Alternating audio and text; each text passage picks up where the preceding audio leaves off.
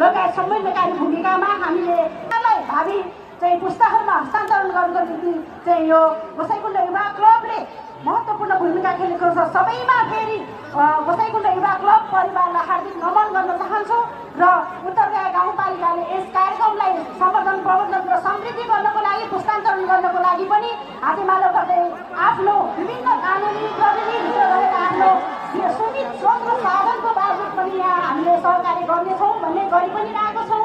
त्यो कुरा पनि जानकारी गर्नेछौँ र भावी दिनमा पनि हाम्रो सहकारी चाहिँ सधैँ चाहिँ सबैलाई यो कार्यक्रममा उपस्थित भएर आफ्नो महत्त्वपूर्ण समयको पाबन्दी पनि हाम्रो संस्कार संस्कृति र हस्तान्तरण गर्नको निम्ति यो कार्यक्रममा एकजुट हुनुहुने तमाम सबै र स्वयंदेखि लिएर देशका विभिन्न क्षेत्रबाट यो पर्यटन आन्तरिक पर्यटन प्रवर्धनलाई समेतना गर्नको निम्ति उपस्थित सम्पूर्ण महानुभावहरूमा फेरि एकचोटि हार्दिक धन्यवाद ज्ञापन गर्दै मैले मेरो शुभकामना मन्तव्यलाई अन्त्य गर्न चाहन्छु। धन्यवाद।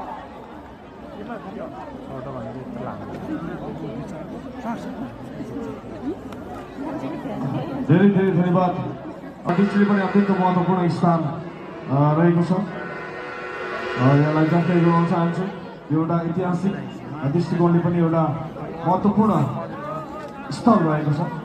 ऐतिहासिक दृष्टिकोणले हेर्दा विक्रम सम्वत 1849मा नेपाल र तिब्बत बिच यो यही किनारमा बेतरका किनारमा चाहिँ सम्पन्न भएको एउटा व्यापारिक सन्धिको विशेष रूपमा उल्लेख्ने मानिन्छ र त्यही सन्धि नेपाली पक्षले विजय भइसकेपछि यो खुसियालीमा गुरु जुदाएको जुन उत्सव छ त्यो उत्सवलाई चाहिँ हामीले पुस्तादेखि चलाउँदै यतिखेर गोसाइँकुण्ड युवा क्लबले इँटा फाल्ने काम गरेको छ र त्यस कारणले यो एउटा बेतरको एउटा ऐतिहासिक पर्व पनि हो र यो पर्वमा यो रमाइलो माहौलमा यहाँहरू पनि सरिक भइरहनु भएको छ। यसको लागि यहाँलाई धेरै धेरै धन्यवाद दिन चाहन्छौँ र आजको यस कार्यक्रमलाई रेड बुलले टाइटल स्पोन्सर गरेको छ। फेरि पनि रेड बुललाई धेरै धेरै धन्यवाद र सँगसँगै यहाँलाई अन्तिमसम्म हाम्रो प्रस्तुतिमा रहन आग्रह गर्न चाहन्छौँ। आजको लागि हाम्रो द यात्रा ब्यान्डको पनि प्रस्तुति रहनेछ।